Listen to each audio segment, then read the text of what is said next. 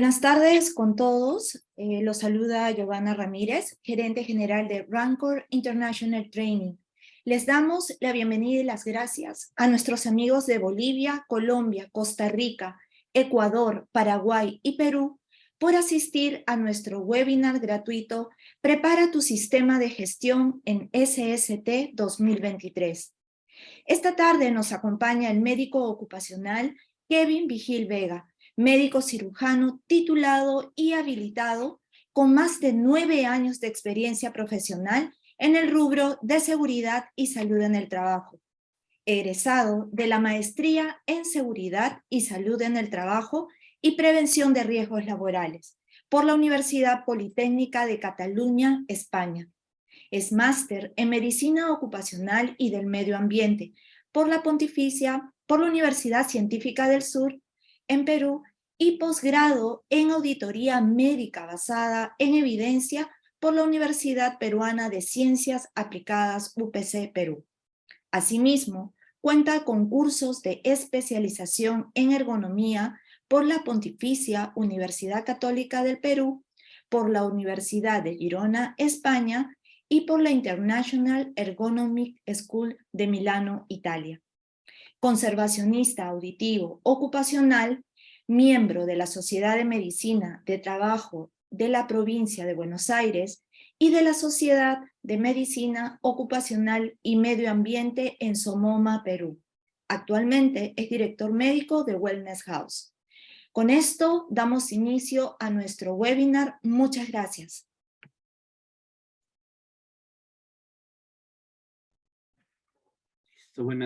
Buenas tardes, noches con todos quienes nos acompañan. Muchas gracias, Giovanna, por la presentación.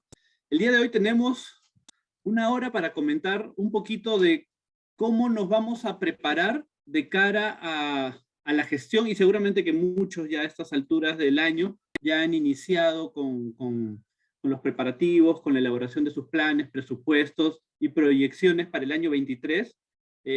Con este webinar lo que queremos aportar en su gestión es qué normas y qué cosas deben de tomar en cuenta que ha salido en este año y que tenemos que tener presente para poder incluirlo en la gestión que se viene en este año.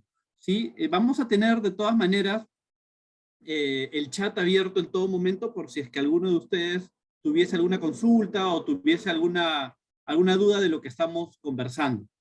Ya estamos de salida respecto al tema de la emergencia sanitaria, ¿no? Pero igual hay algunos detalles que tenemos que conversar y tener en cuenta, porque hubo alguna normativa que mientras duraba la emergencia sanitaria, y que la vamos a revisar ahora, postergaban ciertas obligaciones legales laborales en materia de salud y seguridad en el trabajo, que tenemos que reincorporar, ¿no? Es importante también, es un hito en la gestión y normativa de salud y seguridad en el trabajo respecto a las actividades de alto riesgo, ¿no? En el año 97 y luego en el año 98 con su decreto y reglamento de ley se habló respecto a qué actividades eran consideradas de alto riesgo, y eso significa que hay algunas cosas más que tienen que hacer estas empresas, y de las 200 actividades económicas de las cuales teníamos desde el año 98, este año ese listado aumentó a 70 actividades nuevas, y es importante tenerlo y mapear, sobre todo ver si es que nuestra empresa o las empresas que nosotros gestionamos están en este listado. Y por último, y no menos importante, la ley de teletrabajo, ¿no? Es importante, ya en países de la región se ha legislado respecto al teletrabajo, ya salió en el Perú, había una ley del 2013, sin embargo se derogó este año, en septiembre salió la nueva ley, y se espera que para el primer semestre del próximo año salga el reglamento de esta norma. Entonces es súper importante. Ahora, más allá de estas normativas que han salido en Perú y que tenemos que tener en cuenta, hay ciertas variables que tenemos que considerar para plantear nuestra gestión. Ya con todo el contexto de la coyuntura COVID ha quedado largamente demostrado, porque antes era una discusión, si debíamos incluir en la vigilancia médico ocupacional temas de enfermedades comunes. Y había mucha discusión ¿no? Incluso algunas empresas, algunos administradores, algunos CEO, directores o gerentes, indicaban de que por qué la empresa tenía que invertir tiempo y recursos en gestión de enfermedades comunes, no transmisibles básicamente, y las más comunes eran hipertensión, diabetes, obesidad, dislipidemia. Ya con lo del COVID ha quedado demostrado que sí afecta claramente al ausentismo laboral, y es importante poder gestionarlas y tenerlas mapeadas, ¿no? Seguramente con todo el contexto COVID, a pesar de la vigilancia médica, a pesar de los exámenes médicos ocupacionales que veníamos realizando, no teníamos mapeadas un montón de enfermedades, muchas de ellas oncológicas, muchas de ellas de las que he estado mencionando, y ahora que sí las tenemos mapeadas, es importante poder incluirlas en los programas de vigilancia, además claramente de la exposición a los riesgos a los cuales exponemos a nuestros trabajadores. Además de estas enfermedades comunes que ahora tenemos mejor identificadas, tenemos que considerar los resultados de nuestros monitoreos ocupacionales, ¿no? Salió en el mes de septiembre, si no me equivoco, la resolución ministerial 675, que actualiza un poquito el tema de la norma COVID. Ya está demostrado que es muy importante el tema de la ventilación de nuestros ambientes de trabajo. Incluso incluye y propone el tema de monitoreo de CO2. Y dice la norma que si nuestro ambiente está bien ventilado, entonces se pueden flexibilizar ciertas medidas de control. Hablando de medidas de control, es el tema de las mascarillas, el tema del distanciamiento, el tema de los aforos, pero la única manera de poder demostrar que nuestros ambientes están bien ventilados no es más que el monitoreo de CO2. Y la norma nos da todo un anexo, que es el anexo 10, en el cual nos explica y nos da todas las pautas de cómo se tiene que realizar este monitoreo, ¿no? La primera medición basal y la segunda medición y los rangos que es. Incluso tuvimos un seminario exclusivamente sobre ello, trajimos a un experto en monitoreos de CO2 para poder explicarnos y podernos darnos mayores alcances respecto a ello. Entonces, es importante. Ahora, muchos me preguntan a estas alturas, Kevin, ¿será necesario, si es que no lo hice hace algunos meses, hacerlo ahora? Porque en febrero termina la emergencia sanitaria, a finales de febrero, ¿no? Y vamos a poner la siguiente diapositiva, ¿no? La emergencia sanitaria se prolongó hasta el 25 de febrero del 2023, y hasta ahí está todas las obligaciones respecto a nuestro plan COVID, ¿no? Y la emergencia sanitaria arrastra, ojalá consigo, otras normas que dependen de hasta cuándo dure la emergencia sanitaria.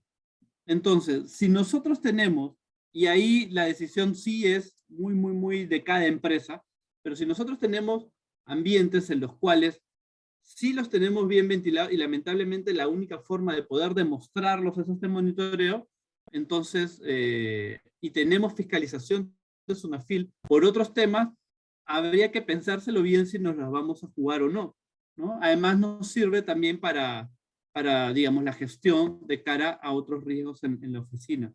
Ahora, algo que arrastra o algo que está, digamos, vinculado directamente con la emergencia sanitaria es el decreto legislativo. Este decreto legislativo ya tiene un par de años, fue de mayo del 2020, pero mientras dure la emergencia sanitaria, todo esto sigue vigente. Y con esto me refiero básicamente a, uno, el tema de los exámenes médicos ocupacionales. En un primer momento tenía sentido prolongar, suspender o validar exámenes médicos ocupacionales, pero si éramos de una empresa de bajo riesgo y que nos tocaba nuestro EMO en el 2020, porque el anterior había sido 2 años antes, en el 2018, y ya estando 2022 de cara al 2023, y tenemos trabajadores a los cuales tienen 4, quizás 5 años, y no les hemos hecho un examen médico ocupacional, habría que ver, si bien es cierto, la norma lo permite, habría que ver si es que lo estamos exponiendo a alguna situación de riesgo que pudiéramos tener alguna sorpresa cuando le hagamos, ahora después de febrero, que se termina, digamos, esta licencia, ¿no? Si yo tengo un trabajador que está expuesto a ruido y no le he hecho una audiometría de ingreso y no tengo su nivel de audición y lo tengo expuesto a ruido, le hago el examen médico ocupacional, ahora en marzo, por decir, y sale alterado, no hay manera en el cual como empresa pueda defenderme o pueda decir esta situación se la hizo antes del trabajo o se la hizo bajo la exposición en la que tengo. Entonces ahí habría que tener mucho cuidado, sobre todo a los que tenemos a trabajadores expuestos a problemas o trastornos musculoesqueléticos, a problemas de vibración, a problemas de ruido, a temas de polvo, sílice, ¿no? Que son las enfermedades ocupacionales más comunes y que más, digamos, se suelen acreditar.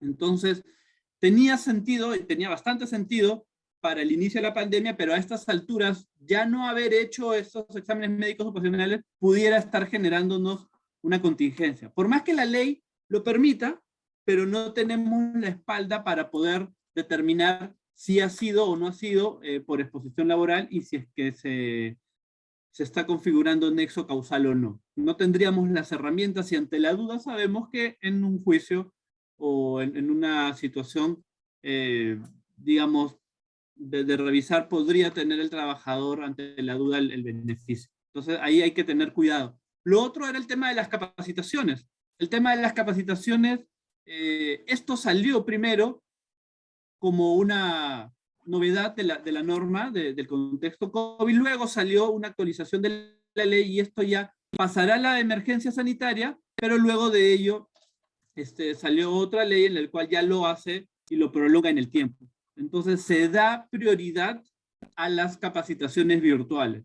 A excepción, y ahí hay que tener en cuenta, cuándo sí tiene que ser presencial. Uno, la inducción al momento de contratar. Bajo cualquier modalidad, bajo cualquier puesto de trabajo, la inducción al puesto de trabajo en materia de SST tiene que ser presencial. Y lo otro es, si vamos a cambiar a un trabajador de puesto de trabajo y la exposición de riesgo va a cambiar, esa nueva capacitación de un nuevo equipo, de una nueva maquinaria, de nuevas funciones o labores o tareas, tiene que ser también de manera presencial. Todo el resto de capacitaciones debemos priorizar las capacitaciones virtuales. El tema de las auditorías, ¿no? Las auditorías sabemos que cuando estamos frente a una empresa de alto riesgo deben de hacerse cada 2 años, cuando estamos frente a una empresa de bajo riesgo deben de ser cada 3 años. Si ya nos tocaba, entonces hay empresas que ya han estado haciendo sus auditorías, porque probablemente en este primer periodo, la norma dice de que la empresa tiene la obligación de realizar la auditoría en los siguientes 90 días calendarios cuando termine la emergencia sanitaria.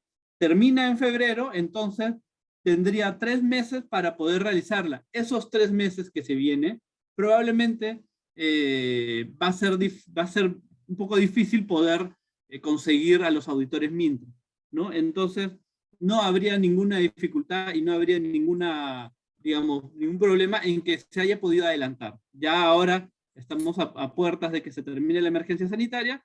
Hay muchas dudas de que se pueda prolongar. Ahora estamos en la 5ª ola. Hay un aumento tremendo de casos. La gran mayoría de ellos casos leves, pero igual seguramente ustedes en sus empresas están teniendo los casos y están teniendo un aumento del ausentismo laboral y hay que gestionarlo. Pero se debería de ir pensando de cara a la gestión del 23 que se tiene que hacer la auditoría. Y el problema no es si encontramos o no encontramos los auditores Mintra. El problema es de que cuando hemos dado foco, aunque ya en este año quizás no tanto, pero sí de repente en el 20 o en el 21, se dio un foco a todo lo que era la gestión COVID y se descuidó la gestión de otros riesgos, ¿no? De riesgos ergonómicos, de riesgos incluso de salud mental. No olvidemos que en el 2019 salió la ley, en el 2020 salió el reglamento de la ley de salud mental y esta ley, este reglamento le dan obligaciones a las empresas respecto a la salud mental. Este día viernes 17, si no me equivoco, perdón, viernes 16, sí, viernes 16, el Instituto Nacional de Salud, y bueno, les comento como un adelanto, está presentando una nueva herramienta virtual para la utilización del método ISTAS en el cual uno puede, no es como el método español o el método o la actualización que hizo o la traducción que hizo Chile, sino lo que están haciendo, y ahí nos han adelantado un poquito quienes están en el Instituto Nacional de Salud, sobre todo en Sensopas, lo que han hecho es dividir las actividades económicas, primarias, secundarias y terciarias, o extractivas de servicios, y bueno, las secundarias, y también por tipo de sector, si se encuentran geográficamente en la sierra, en la costa o en la selva, de tal manera que tienen 18 posibilidades o combinaciones, en el cual uno va a poder acceder a esta plataforma virtual y poder hacer su monitoreo de riesgos psicosociales validado en el Perú, ¿no? El lanzamiento de esto se está haciendo este día viernes y se está compartiendo de manera gratuita, ¿no? Esto es una ventaja porque nos dan la herramienta gratuita, y del mismo modo el Instituto Nacional de Salud y Sensopa va a tener la información para poder generar políticas públicas. Entonces, sería bueno que ustedes lo consideren al momento de planificar su gestión para el próximo año. Y lo otro, lo de la vigencia, tanto del Comité de Salud y Seguridad en el Trabajo o del supervisor, si son menos de 20 miembros, lo que decía el decreto ley 1499 es, si durante la emergencia sanitaria no es posible realizar la elección. Y ahí hay que tener mucho cuidado, porque hace algunos meses, quizás ya un año, un colega me comentó que recibió supervisión de SUNAFIL, ¿no? Y claramente estamos en la emergencia sanitaria, le dijeron de que el periodo se había prolongado por el decreto de ley 1499. Sin embargo, el inspector de SUNAFIL le dijo, demuéstreme usted que no ha sido posible la realización de la elección. Ya no estamos en marzo del 20, sino ya hay herramientas electrónicas, hay empresas que tienen firmas digitales, se han generado las plataformas, hay teletrabajo, hay trabajo mixto, hay reuniones virtuales. Entonces demuestre usted que no ha sido posible realizar la elección. Entonces hay que tener mucho cuidado en cómo se interpreta, y en caso que no lo tengamos y lo hayamos postergado, pues definitivamente uno de los primeros pasos o de las primeras cosas que tenemos que programar es, si es que ya los tenemos vencidos, la elección de nuestro supervisor o de nuestro comité. Esas son cosas que tenemos que tenerlos muy claros, muy mapeados. Son consideradas faltas muy graves en el caso que no lo tengamos.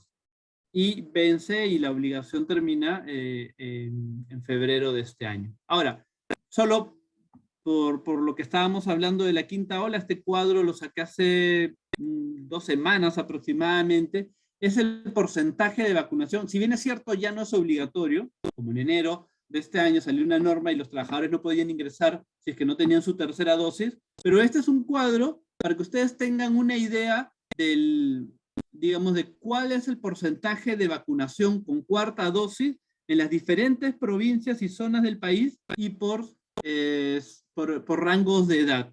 Y como podrán ver, en muy pocos lugares sobrepasan el 50%. Por lo tanto, eso claramente genera un caldo de cultivo para la cantidad de casos que estamos presentando el día de hoy. No debemos de bajar la guardia, debemos de continuar. Si bien es cierto, no es obligatorio y yo no puedo ya poner en suspensión perfecta o digamos, presionar como sí se hizo al inicio de año, pero sí debemos de insistir, motivar, resolver dudas, digamos, a veces hay trabajadores que no tienen la información completa, ¿no? Entonces, promover la aplicación de la tercera o cuarta dosis dependiendo del caso. Otra cosa que aparentemente ya no suena mucho, pero siguen habiendo casos, es respecto al tema de la viruela del mono. Ojo que ya hace aproximadamente un mes se está vacunando a pacientes, pero ya no es como el COVID, que se vacuna a todos, sino es a cierta población vulnerable. Pero ya hace también algunas semanas se ha lanzado la aplicación que se llama Catipay, que van a ayudar a sus programas de vigilancia médico ocupacional en caso existan sospechas de haberse contagiado de la viruela del mono. En un inicio se hablaba de que la población en la cual había mayores contagios era HCH, ¿no? Hombres que tienen sexo con hombres, o personas que tenían el virus del VIH con o sin targa, ¿no? O sea, con o sin tratamiento antirretroviral. Pero sin embargo ya, eso fue el inicio, ya claramente ahora hay en mujeres, en niños, en adultos mayores, y esto se ha expandido bastante. La mortalidad es muy baja, extremadamente baja, pero eso no quiere decir de que no tenga que hacer la vigilancia ocupacional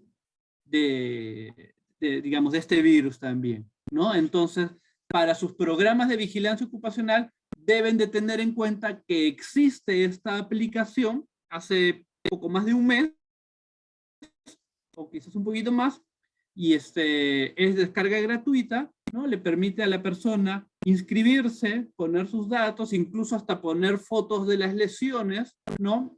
Por acá, automáticamente, dependiendo de las lesiones, dependiendo del lugar donde uno viva, te puede generar citas, o puede incluso personal de salud del centro de salud más cercano llamarte. En algunos casos se hará la visita domiciliaria, en algunos casos te generará automáticamente una cita e inicio de tratamiento, ¿no? Y quienes sean del grupo vulnerable o del grupo, digamos, foco, el tema de la vacuna, ¿no? Entonces, a tener en cuenta que existe esta aplicación para nuestros programas de vigilancia respecto a viruela del mono.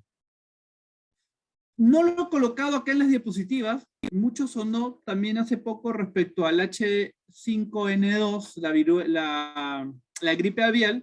Ya conversando con varios infectólogos, ya está largamente demostrado que las posibilidades de contagio entre animales contagiados, aves muertas, y las personas es extremadamente baja. Sin embargo, sí hay reporte de casos en otros países, muy pocos, pero sí hay reporte de casos que se ha transmitido a humanos. No lo hay aún en el Perú, ¿no? Pero si es que nosotros estamos, pero sí se han emitido las alertas epidemiológicas para el primer nivel de atención, pero si estamos en población laboral que por sus puestos de trabajo podrían estar en exposición, hablamos de sector pesca, ¿no?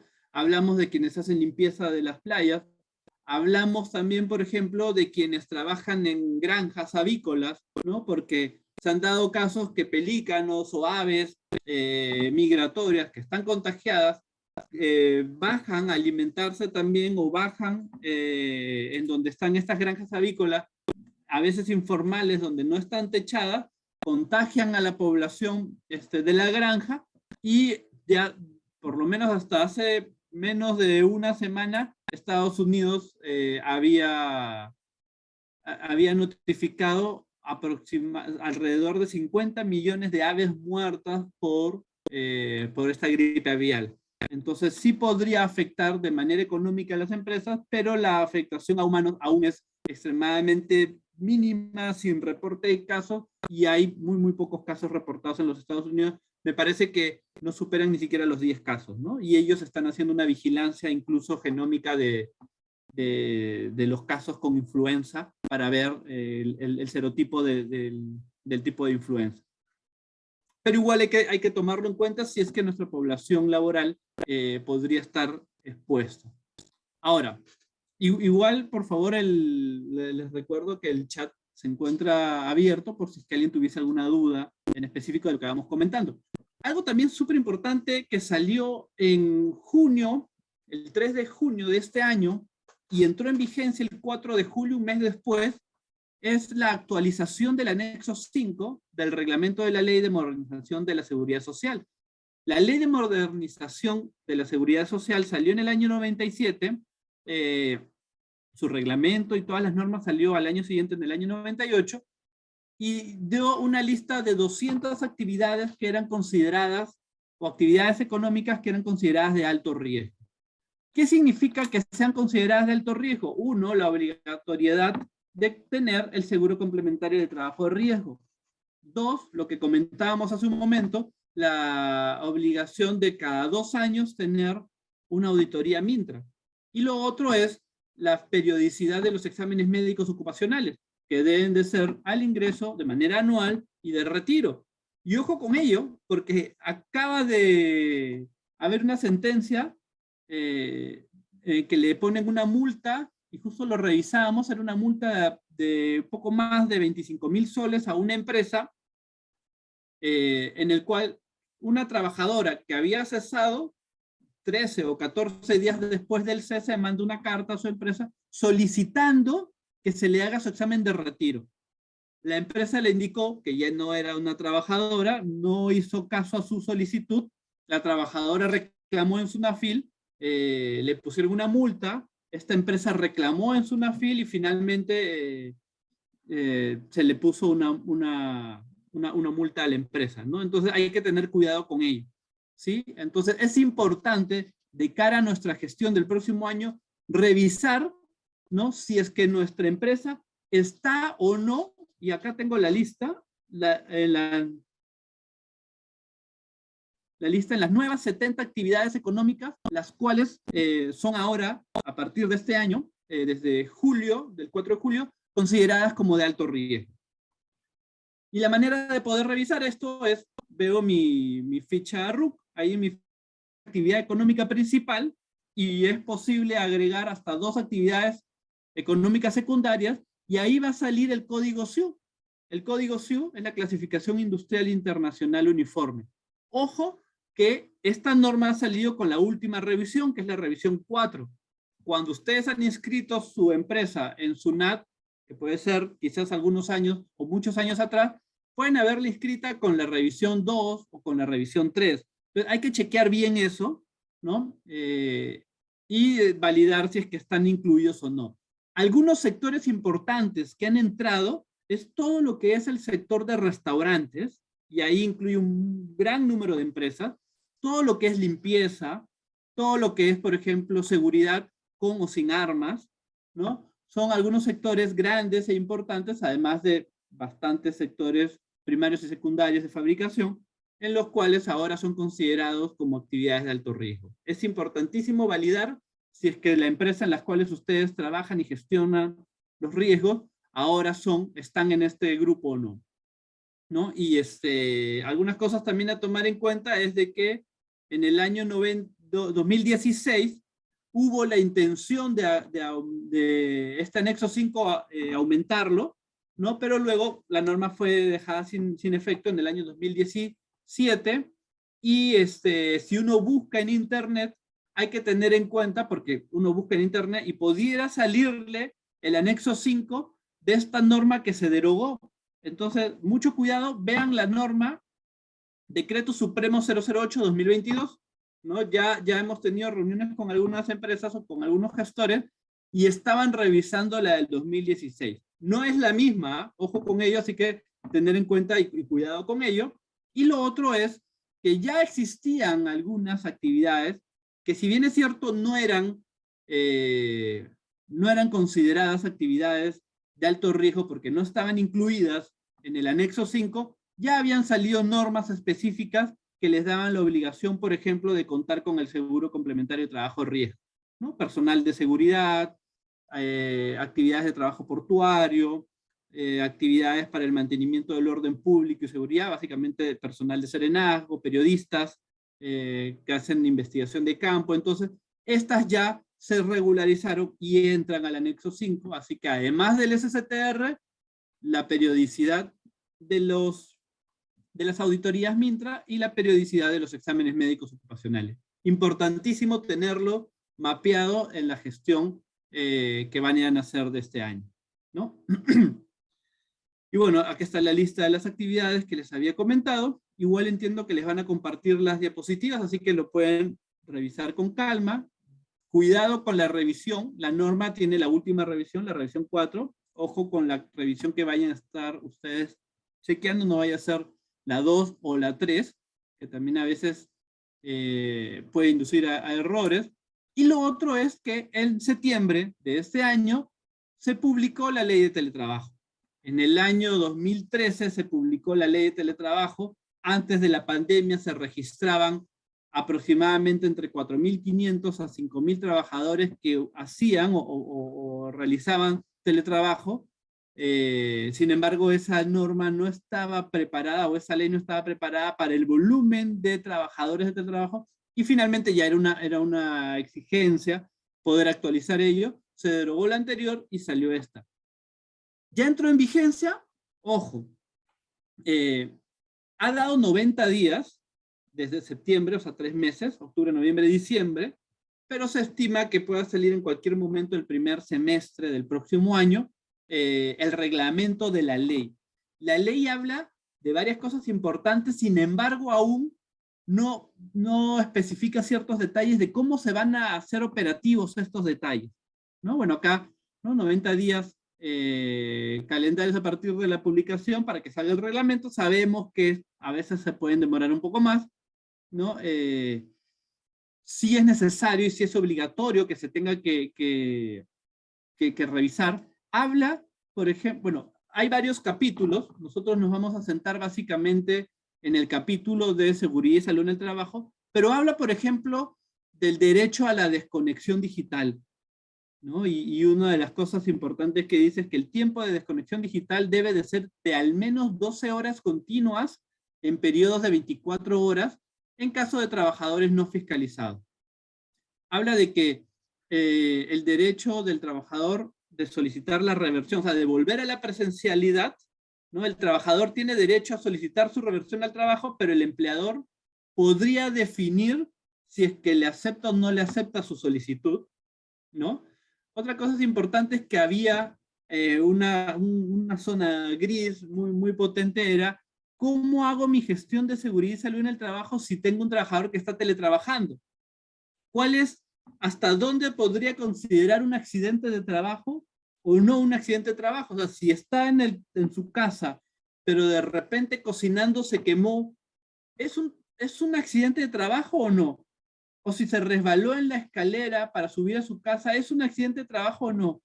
Mi equipo de seguridad y salud en el trabajo puede ir a su casa a hacer una investigación de un accidente de trabajo cuando estamos hablando que está en su domicilio, ¿no? O sea, y dependo de que... Entonces, todas esas cosas no han sido, digamos que no se han terminado de delimitar, ¿no? Pero se espera que en el reglamento sí detalle esas cosas porque es importante delimitar hasta dónde es y hasta dónde no es un accidente de trabajo. Lo otro también importante es respecto a que el empleador va a hacer pago de la luz en un porcentaje y no detalla el porcentaje, el pago del internet, si hay más de una persona que hace teletrabajo en casa, cómo se va a gestionar esto, ¿no?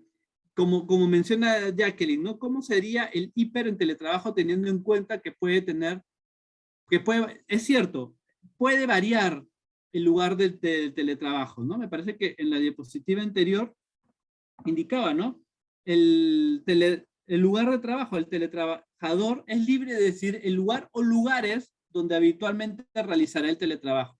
En la norma del 2013 lo que indicaba es de que el trabajador postula, o sea, solicita la posibilidad de hacer teletrabajo y es el empleador en el que hace una revisión a su domicilio y valida si existen las condiciones o no para hacer teletrabajo, ¿no?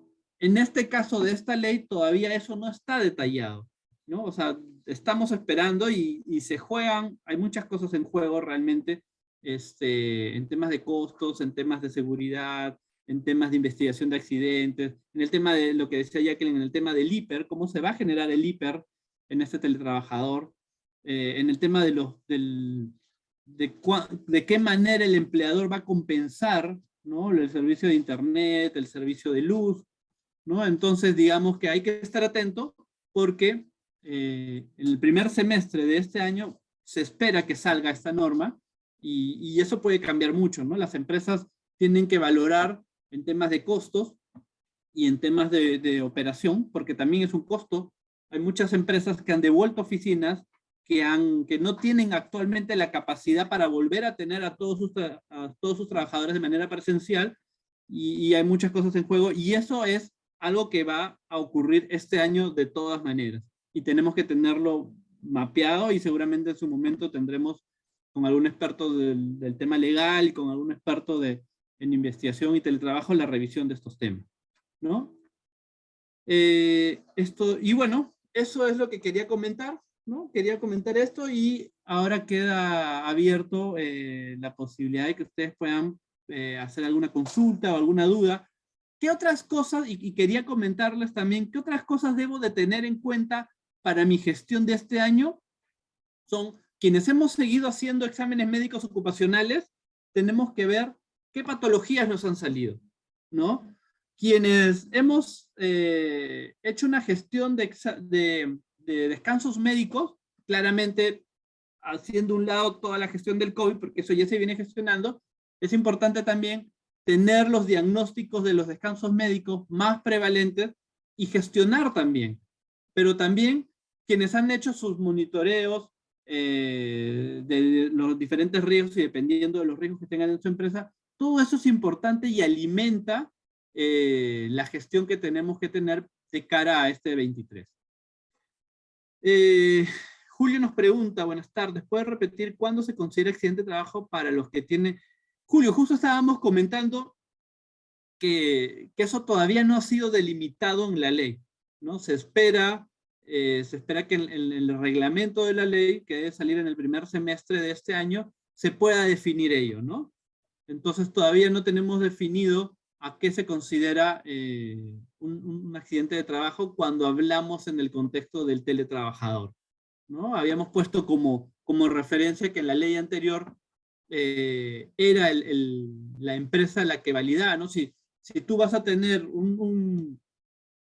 no sé, sobre todo para los que dan servicios de TI, informática y todo ello, pero estabas en un lugar donde no había buena calidad de internet, donde no tenías un espacio para poder concentrarse, de repente tienes hijos muy pequeños y una serie de otros factores, pues no aplicabas para poder tener la modalidad de teletrabajo. No se sabe si eso se va a considerar o no se va a considerar para este año. Otra cosa que va a cambiar y salió hace aproximadamente un par de meses es que el Ministerio de Salud publicó el proyecto de ley de vigilancia médica ocupacional, ¿no? Que tenemos nuestra norma, la resolución ministerial 3312, en la cual nos habla de, bueno, enfermedades profesionales, de vigilancia médica, de exámenes médicos ocupacionales, pero ya salió la propuesta, ¿no? Entonces, han habido muchas instituciones, muchos colegios profesionales que han hecho digamos, sus descargos para la actualización de esta norma de vigilancia médica ocupacional. Hay también la división, así como se hacía para la norma COVID, dependiendo la clasificación de empresas, ¿no? Dependiendo del número de trabajadores y también dependiendo si eres de alto riesgo o no, si tenías que tener la obligación de tener un médico o un personal de salud o una enfermera. Entonces, eso lo ha recogido esta norma y además, no es que lo recoge esta norma y que haya sido, digamos, una novedad, sino ya existe una recomendación en ese sentido por parte de la OIT para contemplar los equipos de prevención de riesgos laborales de las empresas. Entonces, eso también se espera que en el primer semestre del próximo año se esté lanzando y ahí habla de cuándo podemos tener un médico ocupacional con maestría o con diplomado o tengo que tener enfermera, la cantidad de horas. También se prevé que se puedan dar las recomendaciones o con especialidad con RN, ¿no? Nos dice Rubén, si en un campeonato interno organizado por la empresa se sufre un desgarro muscular, no es exactamente del tema, pero sí, claro que sí, Rubén, lo podemos comentar. Cuando, bueno, la ley del SCTR, ¿no? Menciona de que no es considerado accidente de trabajo todos los eventos, campeonatos o actividades de la empresa, por más que pueda ser dentro del horario, incluso por más que pueda ser dentro de las instalaciones de la empresa, ¿no? Porque no estaría dentro de digamos, de tus acciones, de tu hiper, de tus funciones inherentes. ¿Cuándo sí podría ser considerado un accidente de trabajo en el contexto de un campeonato deportivo, una gincana o este tipo de actividades, quienes sí estén cumpliendo sus actividades de trabajo? Y ahí podríamos hablar, por ejemplo, del equipo de recursos humanos que sí están trabajando en la organización del evento. Si a ellos les ocurriese un accidente, es propio e inherente de sus funciones el hacer este tipo de actividades y en ellos sí se pudiera considerar un accidente de trabajo, pero si es cualquier otro trabajador que de repente sufre un desgarro, como comentas, en el partido de fulbito, entonces ahí no sería considerado un accidente de trabajo. Sin embargo, no sería considerado un accidente de trabajo y no se podría activar el SCTR. Sin embargo, la empresa sí tendría responsabilidad. Y ojo que ahí hay una delgada línea, porque la empresa sí tendría que contemplar el auxilio médico en ese tipo de actividades, ¿no? Y normalmente se contrata, no sé, una ambulancia, o se habla con la EPS, se ve la oferta de valor de los seguros que tenga y se puede gestionar ello, ¿no? Pero no es posible activar el SCTR en estas circunstancias, ¿no? Y considerar un accidente de trabajo. Esther nos pregunta, doctor Kevin, buenas tardes, gracias por la exposición. Por favor, comentar en su experiencia cómo gestionan la data de exámenes médicos, ya que se tiene información anual que muchas veces no es trabajada al 100% y no se detecta diagnósticos, ya sea por rotación de personal, cambio de proveedor. Ok. Respecto a los exámenes, bueno, sí es importante, acá, Esther, mucho depende de la dimensión de la empresa, ¿no? Hay empresas que tienen la operación en una sola ciudad y trabajan con una sola clínica, y hay escenarios en los cuales es una empresa que tiene operaciones en distintas ciudades y trabajan con distintas clínicas ocupacionales. Eso dificulta bastante la gestión y, digamos, la consolidación de la información, ¿no? Hay empresas grandes que en algún momento hemos, por ejemplo, el grupo Pacasmayo, ¿no? Que tiene operaciones en diferentes lugares del país, sobre todo en el norte y en la selva, pero lo que hacen ellos es contratan a una clínica ocupacional que al mismo tiempo subcontrata los servicios en las ciudades donde esta clínica no esté, y toda la información se carga a una sola plataforma. Entonces, se puede consolidar la información, y ahí sí, Esther, podrías tú organizarla por ciudad, por tipo de puesto de trabajo, por gerencia, de repente trabajadores administrativos y trabajadores operativos, cómo uno quiere tener esta data de los exámenes médicos ocupacionales, que ya de por sí tener esta información de los exámenes médicos ocupacionales, y ahí yo agregaría, Esther, el tema de la data de los descansos médicos. Normalmente, la trabajadora social, si es que es una empresa de más de 100 trabajadores, o alguien de recursos humanos, consolida los descansos médicos, pero con el único objetivo de poder generar los trámites de subsidios y el recupero de este dinero de salud. Pero ahí, si ya tenemos a un personal que está poniendo tal persona en tal centro, y, ¿no?, agregar a la data los diagnósticos, que es súper valioso, porque esa información de los diagnósticos médicos, por más que no tenga que ver con contingencia laboral, me va a ayudar bastante en mi gestión de programas. De repente tengo un programa, no sé, de personas con sobrepeso o obesidad, pero lo real es de que tengo más personas con problemas de la vista, o con problemas con diarrea, o con problemas de dengue, si es que estoy en algún lugar, en alguna ciudad donde hay dengue. Entonces sí es importante tener esta data. Además me sirve como insumo de cara al informe anual de DIGESA que tengo que hacer, ¿no? Entonces te recomendaría tener esa data, juntarlas, y con ello replantear mis programas de vigilancia médica ocupacional. Sobre todo los no obligatorios, ¿no? Porque los programas obligatorios, bueno, esos los tenemos que hacer de todas maneras. El de discapacitados, el de gestante y lactante, el de salud mental, bueno, el de COVID hasta que dure la emergencia sanitaria, pero los no obligatorios es importante tener esa data para ver por dónde darle más fuerza o presupuesto o recursos. ¿Cómo gestionar los riesgos psicosociales considerando las modalidades laborales en este tiempo?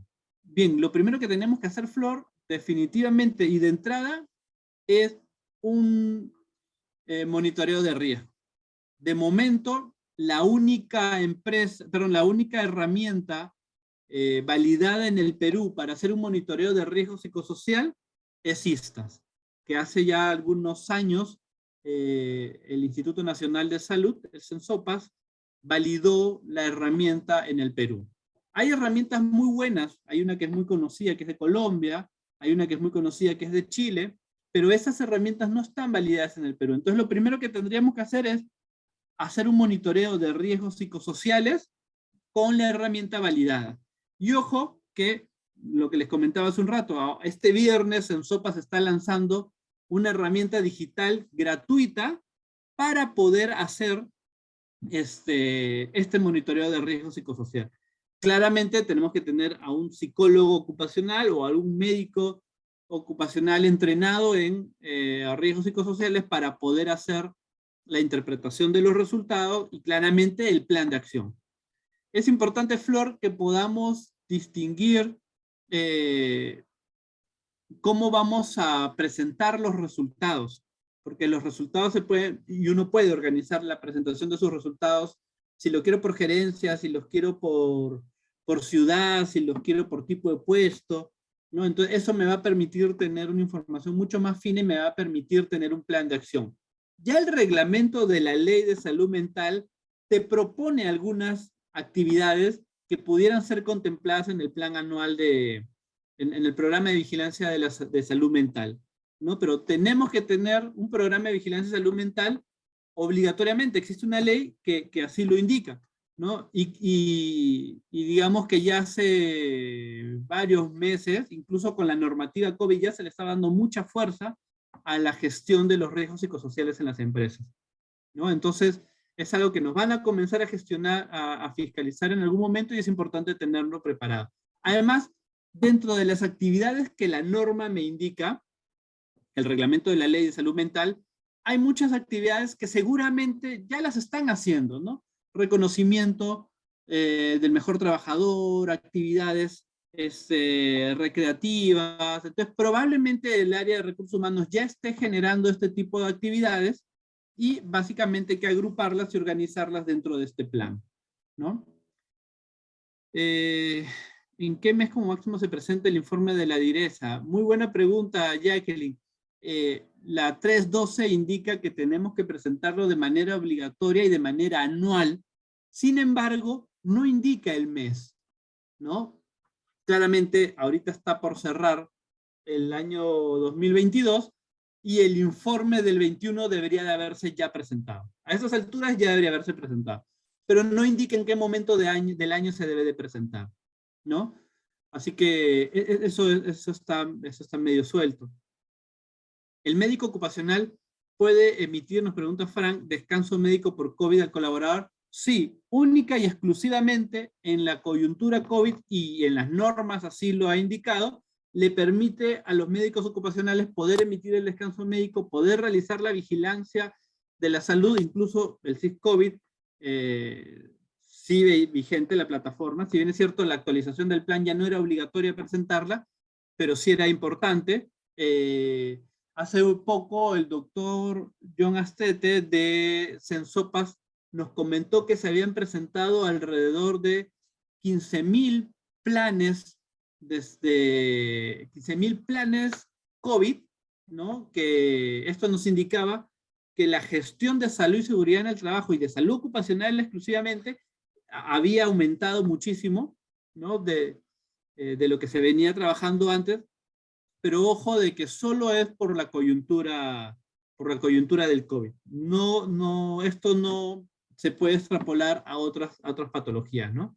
La idea es que el médico ocupacional, de acuerdo a la resolución ministerial 021 del 2016, donde habla de las competencias del médico ocupacional, indica que la principal función del médico ocupacional es identificar y gestionar los riesgos para prevenir enfermedades y accidentes de trabajo, ¿no? Si es que ya se identifican enfermedades, que probablemente las vamos a identificar en los exámenes ocupacionales o en los descansos médicos, la idea es gestionar para prevenir, pero no tratar diabetes, no tratar hipertensión, no tratar problemas musculoesqueléticos. O sea, nosotros prevenimos, pero si ya se generaron, entonces ahí echamos mano a los médicos clínicos, ¿no? Para que den del tratamiento y nosotros hacer el seguimiento para que este se cumpla. Y si lo que sí es el médico clínico va a dar el tratamiento a esta patología, sea laboral o sea común, pero sí es el médico ocupacional el que va a definir si esta persona, dependiendo de su enfermedad, se puede reincorporar a sus actividades con normalidad o tiene que hacer trabajo restringido por cierto tiempo hasta que mejore la situación de salud, o tiene que hacerse una reubicación laboral, permanente o temporal. Eso sí es función del médico ocupacional, no del médico tratante, ¿no? Entonces ahí es importante tener claro eso, Fran. Doctor, ¿cómo ha gestionado el clima laboral en esta crisis sanitaria? Qué buena pregunta, Santiago, creo que es quien nos lo pregunta. Es importante todo lo que es la esfera mental, es importante, y por eso que las normas, en el contexto que COVID, le han dado mucha fuerza a estos temas de salud mental. Entonces, el tema de la doble presencia, ¿no? El tema de yo estoy trabajando, pero estoy pensando que mi familiar está enfermo, que mis hijos están solos, que, no sé, que tengo un familiar hospitalizado. Entonces, sí es importante. Además, el decreto ley 1499 habla de ciertas facilidades que la empresa le debe de brindar a los trabajadores si es que tienen a un familiar dependiente con COVID o con COVID grave, ¿no? Ojo, pero eso va a terminar ahora en febrero, entonces hay que estar preparado para esa situación y sobre todo tener los casos identificados. Y mucho nos va a ayudar uno es el monitoreo de riesgo, de riesgos psicosociales, pero también es importante nuestros exámenes médicos ocupacionales, porque hay un ítem psicológico que yo voy a hacer en mis exámenes médicos ocupacionales, pero en el examen médico ocupacional de ingreso, no sé, me interesará que no entre nadie con algún trastorno no tratado psiquiátrico, ¿no? Y será un screening. Pero en mis exámenes periódicos me interesará saber si es que tengo a mi trabajador, y ahí sí con nombre y apellido, si está con ansiedad, si está con depresión, si está con algún problema o alteración de la esfera mental, para poder identificarlo y manejarlo o derivarlo. Entonces es importante también tener bien definido y bien, digamos, especificado en mis exámenes médicos ocupacionales qué exámenes de la esfera mental voy a hacer en mi emo de ingreso versus los que voy a hacer en mis emos periódicos, que serán claramente distintos. Los descansos médicos pueden dar, los médicos, nos pregunta Brenda, los médicos pueden dar descanso por COVID, pero no habría reintegro del pago por el descanso. Sí, eso es cierto, Brenda. Eso es cierto y lo hemos intentado. Han habido reuniones de médicos ocupacionales, de trabajadoras sociales, han habido seminarios, han habido muchos intentos de empresas que lo han intentado y han contado y hemos intercambiado experiencias, porque bueno, ahora los descansos médicos son de 5 o 7 días, pero al primer momento de la pandemia eran de 14 días incluso, y incluso en situaciones especiales se podían prolongar y el médico ocupacional podía dar el descanso médico. Sin embargo, de cara al recupero del subsidio, salud ponía muchas dificultades, ¿no? Salud puso dificultades para el canje del descanso médico por el CIT, ¿no? Que es el certificado de incapacidad temporal. Entonces, estos descansos médicos que dan los médicos ocupacionales por aislamiento domiciliario por COVID, que 5 o 7 días hoy por hoy, nunca se pudieron canjear en salud. Eso es real. Hubieron muchos problemas, incluso Rancor hizo un seminario con una experta, una trabajadora social, hablaron del tema en detalle y Salud puso muchas trabas.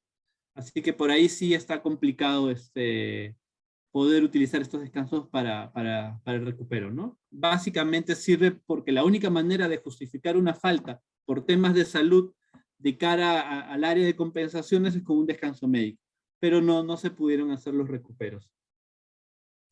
No sé si alguien tiene alguna otra consulta o alguna duda. Creo que hemos respondido casi todas las preguntas. Gracias por su tiempo y por darse un momento de estar siempre al tanto. Y bueno, si no hubiesen más preguntas, te cedo la palabra, Natalie o Giovanna. Gracias, Kevin. Sí, a ver, quiero poner pantalla completa, no me deja, pero ahí justo se puede ver. Liz nos preguntaba. Muchas gracias, Kevin, por la información compartida. A ver, sí, claro, con mucho gusto. A ver, ahí, doctor, en relación al aplicativo que indicaba Sensopa, ¿tendrá más información? No, Liz, o sea, recién hemos recibido la invitación porque va a ser en su sede de Jesús María. Este viernes se va a lanzar.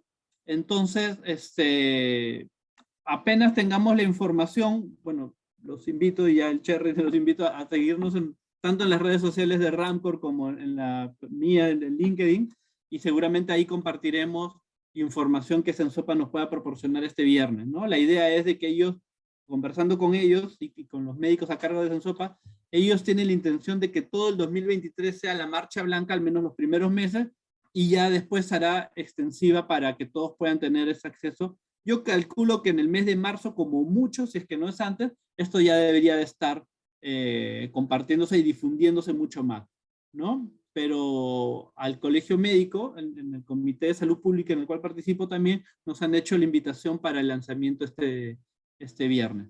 Y también entiendo que Rancor va a compartir estas diapositivas que hemos hoy día compartido y explicado para que las puedan tener. Sobre todo, súper importante, chequeen que no vayan a hacer, y de repente no se han percatado de ello, ahora una empresa de alto riesgo, ¿no? Eso sí es súper importante. ¿Qué más? Acá había una pregunta, Brenda, si por favor la aplicación podría aplicarlo. Sí, si es una enfermera que está capacitada en temas de salud ocupacional, sobre todo de riesgos psicosociales, ¿no? Y lamentablemente hoy por hoy hay pocos lugares donde capacitarse en temas de riesgos psicosociales. Sin embargo, la oferta en el extranjero ahora con el tema de la virtualidad ha aumentado. Sí sería importante cualquier persona, o sea, el tema de salud ocupacional y el tema de salud y seguridad en el trabajo es multidisciplinario. Entonces pueden entrar, hay biólogos, hay médicos, incluso hay obstetras, hay enfermeras que gestionan riesgos laborales, y si están entrenados no habría ningún problema en que una enfermera pueda aplicar y pueda incluso armar un plan de acción respecto al monitoreo de riesgo psicosocial. Por ahí no hay ningún problema.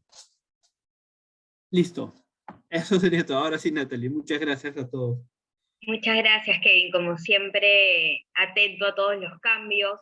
Les recordamos a todos, muchas gracias primero por participar el día de hoy. Les recordamos que nosotros estamos preparando un 2023 muy interesante en el área de salud y seguridad en el trabajo con Kevin. Así que, por favor, les vamos a compartir nuestras redes sociales. Ahí pueden enterarse de los seminarios, de los temas. Siempre estamos atentos a los cambios normativos, a las novedades, a las problemáticas que pueden surgir en las empresas. Y de la mano de Kevin estamos desarrollando un plan interesante para el próximo año, así que síganos en nuestras redes sociales para que se puedan enterar de los próximos seminarios. Les compartimos también algunos temas que tenemos para el día miércoles y jueves, también seminarios gratuitos, en los que podrían participar en caso sea de su interés. Recuerden que también podemos hacer seminarios especialmente diseñados para ustedes, así que no duden en comunicarse con nosotros si hay algún tema que en su empresa sea relevante y quisieran profundizar y capacitar internamente al personal, y además estemos atentos a los seminarios que hacemos abiertos en los que también pueden participar. Muchas gracias a todos, felices fiestas y esperemos que las cosas mejoren pronto por aquí en Perú, y un saludo a nuestros amigos también de fuera del Perú. Gracias. Hasta luego, cuídense mucho, felices fiestas.